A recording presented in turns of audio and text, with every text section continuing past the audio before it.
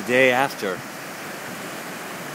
Still feeling Earl a little bit, but let's see what he did.